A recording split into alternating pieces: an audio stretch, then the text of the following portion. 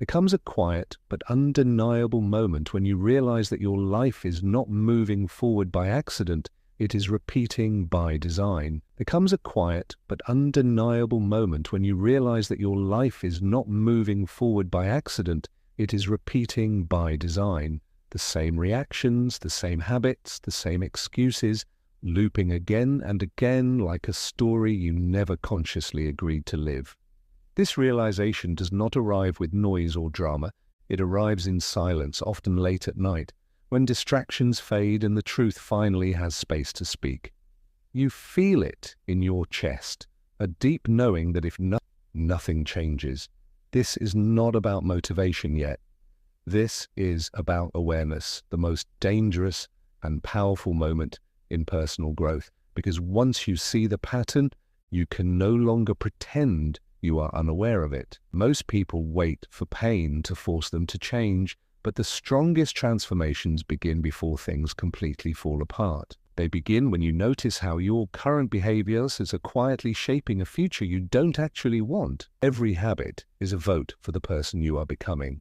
Every repeated choice is a brick laid in the structure of your destiny. You may not feel the weight of those bricks today, but eventually you will live inside what you've built.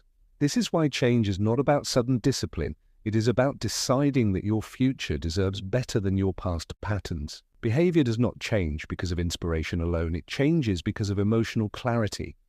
You change when staying the same becomes more uncomfortable than the effort it takes to grow. Right now, if you are listening to this, something inside you is already uncomfortable.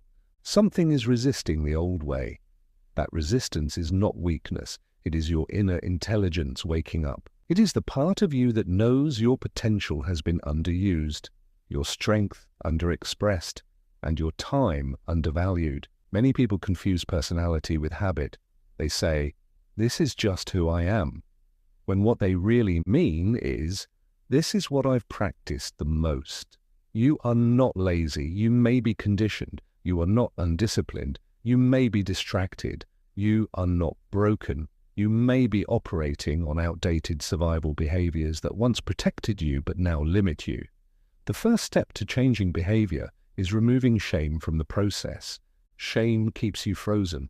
Awareness sets you free. Motivating yourself to change behavior begins with one honest question.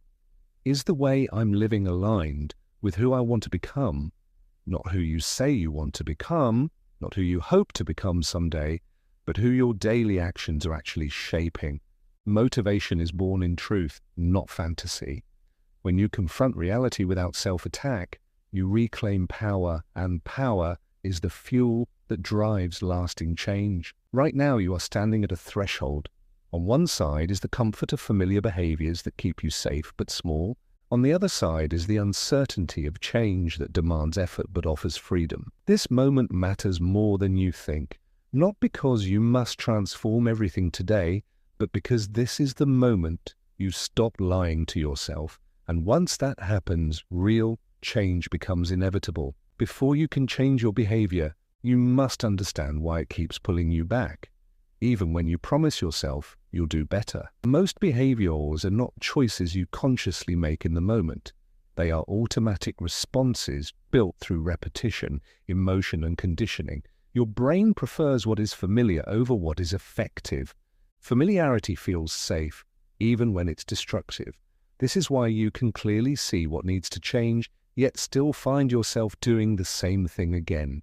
It's not a lack of desire, it's a system running on autopilot. Every repeated behavior once served a purpose. Procrastination protected you from failure. Silence protected you from conflict. Overworking protected you from feeling unworthy. Avoidance protected you from pain. The problem is not that these behaviors existed. The problem is that they stayed long after their usefulness expired. When you try to change without honoring what the behavior once did for you, resistance increases. Growth becomes a fight instead of a transition. Real motivation begins when you recognize that your old behaviors were survival strategies, not character flaws. Your nervous system plays a bigger role in behavior than willpower ever could. When your body is accustomed to stress, chaos, or emotional pressure, calm and discipline can feel uncomfortable at first. This is why self-sabotage often appears right when things start improving. Your system is not trying to ruin you, it is trying to return to what it knows. Understanding this removes self-hate from the process. You stop asking, "What's wrong with me?" and start asking, "What am I conditioned to expect?" Motivation collapses when it relies only on emotion fluctuates, energy rises and falls. But behavior follows identity. If deep down you still see yourself as someone who always struggles, never finishes, or can't stay consistent, your actions will unconsciously work to confirm that belief. The mind seeks coherence, not success. This is why changing behavior requires changing the internal story you live by. You don't rise to the level of your goals, you fall to the level of your self-image. Most people try to force new behaviors onto an unchanged identity. They say, "I'll wake up early, I'll stop reacting, I'll stay focused." But internally, they still identify with the old version of themselves. This creates friction, creates exhaustion, leads to quitting. Sustainable motivation is not about pushing harder. It's about aligning who you believe you are with how you act. When behavior matches identity, effort feels lighter. This is why awareness is more powerful than motivation. When you can observe your behavior without immediately trying to fix it, you gain leverage. You notice triggers, you notice patterns, you notice emotional states that precede certain actions. Awareness slows the loop. And once a loop slows down, it becomes editable. You cannot change what you refuse to observe, but once you see the pattern clearly, you are no longer trapped inside it. Here is the truth most people never hear. You don't need to become someone new to change. You need to stop being loyal to the version of you that no longer fits. Loyalty to old patterns feels comfortable, but it costs you growth. The moment you understand why you behave the way you do, self-control stops feeling like punishment and starts feeling like self-respect. And that is when motivation becomes internal, stable, and powerful. True motivation does not come from pressure, guilt, or fear of falling behind. Those forces may move you briefly, but they never sustain change. Real motivation rises when your actions begin to align with your values, when behavior reflects what you respect. Energy follows naturally. This is why chasing motivation itself often fails. You don't find motivation first. You create it through meaningful action. Even the smallest intentional shift can ignite a sense of control, and control is deeply motivating. Most people wait to feel motivated before they act, but high performers understand the opposite truth. Action creates motivation. The brain releases confidence and drive only after movement begins. This is why discipline at the start feels heavy, but consistency later feels empowering.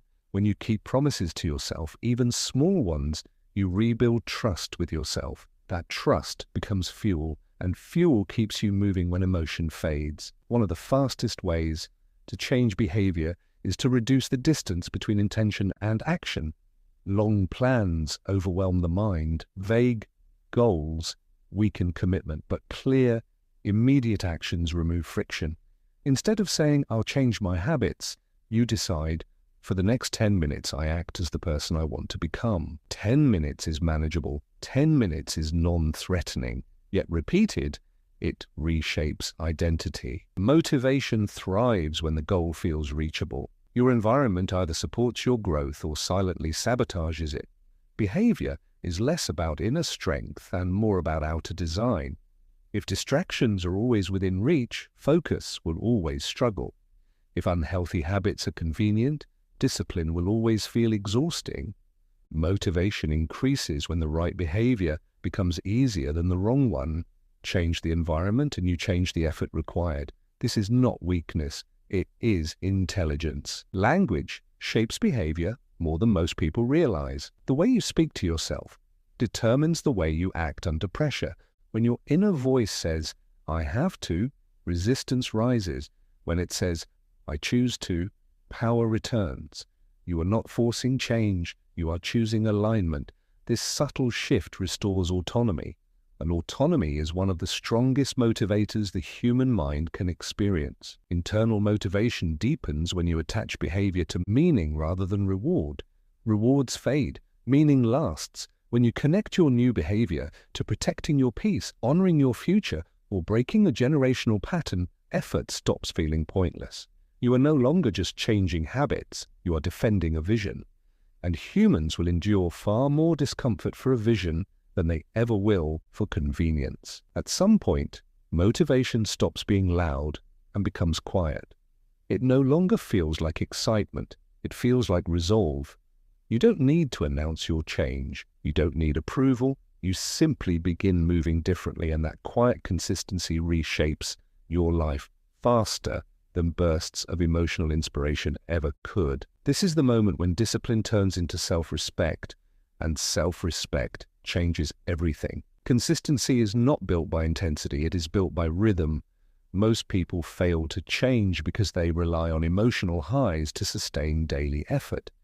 But emotions fluctuate while systems endure. When you design your day with repeatable patterns, small actions done at the same time in the same way, you remove the need for constant decision-making. Less thinking means less resistance, and less resistance means behavior begins to feel natural rather than forced. Your brain craves efficiency. Once a behavior becomes familiar, it requires less energy. This is why the first few days of change feel uncomfortable. Your mind is literally working harder. But discomfort is not a sign you are failing, it is a sign you are rewiring. Every time you repeat the new behavior, neural pathways strengthen. Over time, what once required effort becomes automatic. This is how discipline transforms into habit. One powerful method for reprogramming behavior is to anchor new habits to existing routines. Instead of adding change randomly, you attach it to something you already do. After you wake up, you reflect for 1 minute. After you finish eating, you plan your next action. After you feel triggered, you pause before responding. These anchors reduce forgetfulness and build structure. Is not restrictive, it is supportive. Perfection is the enemy of consistency. When people miss one day, they often quit entirely. This all-or-nothing thinking destroys momentum. Real growth allows imperfection without collapse. You don't need to restart, you simply continue. Consistency is not about never failing. It is about refusing to abandon yourself after a mistake. The strongest behavior change happens when self-compassion replaces self-punishment. Tracking behavior creates awareness, and awareness strengthens commitment. When you write down what you do, you bring the unconscious into the conscious. You see patterns clearly. You notice progress you would otherwise overlook. This visibility increases motivation because progress becomes real. You are no longer guessing whether you are changing, you are witnessing it. Another critical element of consistency is recovery. Growth is not only about effort, it is about rest. When you ignore recovery, burnout replaces motivation. When you respect your limits, sustainability returns. Behavior change must be realistic enough to survive your hardest days, not just your best ones. This is how change becomes long-term instead of temporary. Consistency is not proof of strength. It is proof of alignment. When your behavior supports your values, you don't need to force yourself every day. You simply return to what feels right. This is the moment when change stops feeling like a battle and starts feeling like home. And once behavior feels like home, you stop running back to who you used to be. There will be moments when life applies pressure and your old behaviors try to resurface. Stress, fatigue, disappointment, or emotional triggers can pull you toward what once felt familiar. This does not mean your change is fragile. It means it is being tested. Tests are not setbacks, they are confirmation points. They reveal whether your new behavior is rooted in intention or still dependent on comfort. Understanding this reframes struggle as progress rather than failure. During challenging moments, the goal is not to be perfect, it is to pause. That pause is where power lives. When you create even a few seconds of space between trigger and response, you interrupt the old pattern. In that space, you remember who you are becoming. You don't need to respond the same way you used to. You don't need to escape discomfort. You can choose presence instead. Presence weakens old habits. more than force ever could. One reason people relapse into old behaviors is because they underestimate emotional fatigue. When you are tired, your brain seeks efficiency, not growth. This is why self-care is not indulgence, it is strategy. Sleep, silence, boundaries, and recovery are not rewards, they are requirements for behavioral change. When your nervous system is regulated, self-control feels accessible. When it is overloaded, even simple discipline feels impossible. Commitment deepens when you stop negotiating with your lowest state. The version of you that is exhausted, triggered, or discouraged should not be making long-term decisions. Prepare for these moments in advance. Decide ahead of time what you will do when motivation drops. Remove choices. Create default actions. This eliminates the need for willpower when you have none to spare. External validation can quietly weaken commitment. When you rely on praise to stay consistent, absence of recognition can derail you. Real change often happens in silence. No applause, no acknowledgement, just quiet alignment. This is where integrity is built. When you continue even when no one is watching, behavior change becomes identity, deep. There is a powerful shift that happens when you realize you don't need to prove your growth to anyone. You feel it in how you respond, how you speak, how you move through pressure. Old patterns knock, but you no longer answer. Not because you are forcing restraint, but because you've outgrown the version of you that needed them. This is not resistance. This is maturity. The final stage of behavior change is quiet, subtle, and deeply powerful. You no longer wake up thinking about what you are trying to fix. You wake up moving differently.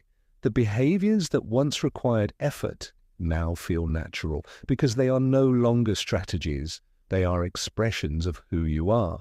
This is the point where growth becomes embodied. You don't announce it.